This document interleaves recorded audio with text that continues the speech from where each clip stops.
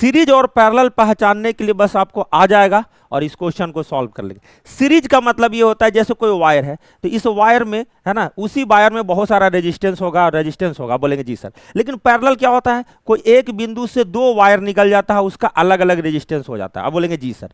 अगर आप इसको अगर आप ध्यान से देखें इस चित्र को तो आप देखेंगे सर यही वायर है ना, इसको डिजाइन में इधर घुमा दिया है, इसका मतलब वायर सेम है तो इन दोनों सीरीज में, और सीरीज में आर इक्विवेलेंट जो होता है वो जुड़ता है। क्या होता है, जुड़ता है। हम बोले सर ऊपर में भी तो सेम वायर है, हम बोले जी सर, केवल डिजाइन ना बनाया है जी, हम बोले जी सर। तो 3-3-6 ओम ऊपर हो गया बाबू और 3-3-6 ओम का नीचे हो गया, यानी कि ऊपर वाला ये है और नीचे वाला ये है। अगर इसको आप ध्यान से देखेंगे तो यहां से एक पॉइंट है जिसमें दो तरफ वायर गया है, यानी कि ये दोनों पैरेलल में। अच्छा, पैरेलल के लिए आपने पढ़ा होगा कि अगर दो रेजिस्टेंस अगर पैरेलल में हो तो उसका इफेक्टिव निकालने के लिए एक शॉर्टकट भी है कि दोनों अगर सेम है तो 6/n कर देंगे। कितना बार है रेजिस्टेंस, 2 बार, यानी 6/2 ये पूरे की जो वैल्यू हो जाएगा 6/2 कितना हो जाएगा, 3। हम बोले जी सर। यहाँ पे जैसे ही पहुंचेंगे बाबू यहाँ और यहाँ में तो उसके बाद फिर से सेम प्रोसेस होगा, ये 3 ओम हो जाएगा और फिर से इसमें भी क्या हो जाएगा 3 ओम, क्योंकि सब जगह वैल्यू सेम ही आपको दिख रहा है ना। तो अब सिंपल इस तरीके से हो गया, ये एक तरीके से पूरा वायर ऐसे